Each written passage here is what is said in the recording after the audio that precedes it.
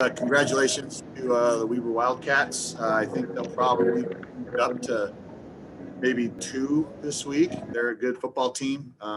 Shows the difference with a young program and a veteran program that's established and won three Big Sky championships, been to the playoffs. And I'm not making excuses, I never do, but I just like to bring up some points. One is going into this game at one of our meetings, our Thursday meeting, maybe our Friday meeting, Mike Ferreter had the guys raise their hand who played against Weber in 2019. And we had three: Tanner, Teron Carey, Soja Nasu, and Nate Schubert. So we're building from scratch, and the guys came out, and we're learning a lot about our team as we move along here. So it was fun watching them go out there and play, and defense flew around. Offense put them in some bad positions, and you can't do that. You can't turn the ball over, and that's an obvious glaring mistake. We can't have three turnovers. So that's how we went. But bad thing is we got a little stinging kick in the butt. Good thing is we get to go down there in a couple weeks and rematch, and we'll see how far we've improved. Rob, starting positively, I guess, what did you think you were doing well in the first half? I mean, it was really only those two touchdowns that hurt you, and they were quick. Yeah, I thought our defense was flying around. I knew, I had a feeling, in practice yesterday, when we were going through our workout on Friday, I turned to John Barab and said, he was out there with me, and I said, hey, I can't wait to watch these guys go. And they got out there and flew around and made some plays. It was fun to watch. And, really, we had a turnover and then a gooey, what we call a gooey play for 2 touchdowns. And it was nice. We came out at the beginning of the third quarter and got a touchdown, and really, felt we had a chance to get back into thing, and then have a silly penalty on our sideline, which I do not tolerate one bit. And we'll get I will get that fixed. And then it kind of slid downhill a little bit from there. But I like the way our guys never gave up. Yeah, how did you think they responded when Weber sort of hit you in the mouth in the third quarter, and Weber was sort of snowballing on you? Yeah, we talked about over on offense, you can only get one at a time, so don't go try to get the whole thing in one shot. It's like, hey, one touchdown at a time, and who knows what can happen. But yeah, they just hit their rhythm, and like I said, credit to them. They did a really good job. They got a big physical offensive line, they got a big physical defensive line, and that's the way championships are won in this conference. Yeah, Weber is probably the toughest possible opponent you could draw for a first game. But how do you grade Tyler's performance? What did you see from him? We'll know more tomorrow after we watch the film.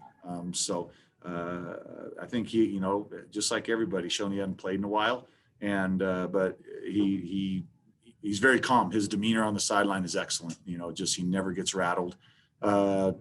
Communicates well, and so we'll move on to the next one with him and keep expanding things for him. And I think he'll become a really shows he's got the ability to make some throws. So we're gonna, obviously can take advantage of that.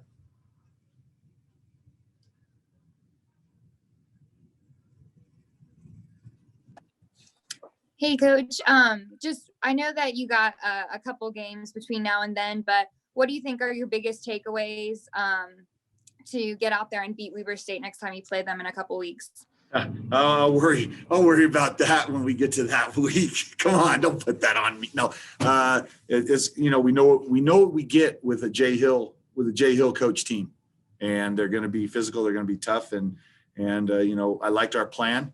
And what I want to see is us get better next week and the week after, and then as we move on down. So just improvement every week. I know we were all a little anxious, wondering if we were going to see any fans in Holt Arena.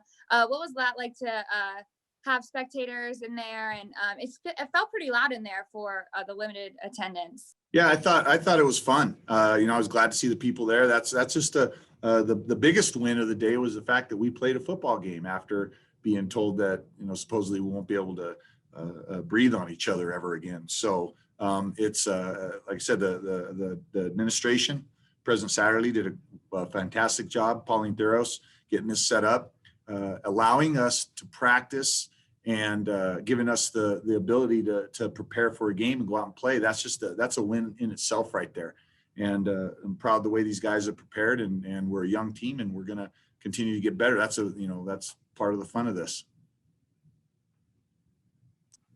In the start of the third quarter, I think it was third down when they called a fumble, and I saw you guys on the sideline. I know it was review. Just I kind of missed it. What did you see? And Tanner felt he was down, and part of the problem with playing in the FCS, and particularly in some stadiums here, is you don't have the numerous camera angles that you would at some other stadiums. So when I asked him, I said, because we've had it before, it's like it's inconclusive because we didn't have the proper camera angles.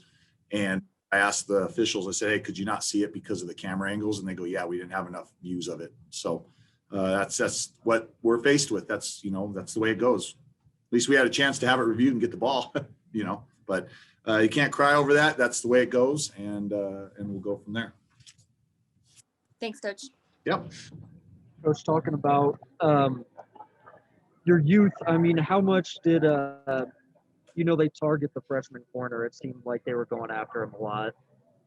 Oh yeah, hey, if I'm on their side, that's what I'm doing too. I mean, you go after it, just like if someone subs a corner in, going after him. So that's one of your liabilities. And when you play a true freshman and they got a receiver with the quality of 22, so we had to protect him a little bit, but sometimes you got to play your defense. And Josh Alford's going to get better next week. He'll be a lot better. You think about it. In 2019, he was playing at St. John Bosco High School. So this was his first action against, once again, arguably one of the best teams in the country. And so we'll fix him and get him better. It's great. He'll be fine. Love the kid. The other thing is that the O-line's really young. I mean, just how much were you trying to – and we know, of course, how good Weber's pass rush is. How much were you trying to keep them off Tyler with just, the hard counting that you were doing, rolling them out sometimes? Those are all things we do to minimize their inside two. Their inside two are two tremendous, big, physical, good players. And you got to vary your launch point, and you got to do things to help your line just so you're not just one-on-one. I mean, you can see how dangerous they are. We had a third down and old 55 come off the edge and just beat our tackle, and that can't happen. But sometimes you're in those situations where you got to throw, and Tyler Clemens will come back and have a much better game next week. And by the time we get to him again, he'll be ready for that. And once again, he was in junior college in 29. Last time we played Weber, he was playing at Diablo Valley College. So, this was probably the first time he's ever seen any speed like that. And even if we try to replicate it in practice, it's still you need game reps. And the other thing, I think, just sticking with the run game, and they were stonewalling you early, but you were able to have a little bit of success with it, late in the first half, I think. How much did you just want to stick to that and keep running it? How much? One more time. That was hard to hear. The question was, just how much did you want to stick to that, even though they were stopping you early in the run game? They're tough to run on because they play what we call a +1 defense, meaning they have one more defender in the box than you have blocker. And so it's a matter of, if you can't physically push them off the ball, there's always an extra man there. But credit to Mike Phillip and Aaron Pryor, working with the tight ends and O-line, and Ferreter, just searching around to find the runs that we need. And yeah, it's nice to, once again, I'm not a moral victory guy, but, getting 111 yards rushing against one of the best defenses in the country is not bad. We just got to, like I said, eliminate turnovers and eliminate big plays. Yeah, we talked about expectations before the season. I mean, what are the realistic expectations for this team coming off of, starting the season like this? To go 1-0 next week. I'll give you my coach speak answer there. That's our expectation, 1-0 next week. Always appreciate it from you, Rob. Yeah, I know. You hate that. Thanks for your time, man. All right. Corinne, you good? All right, thanks.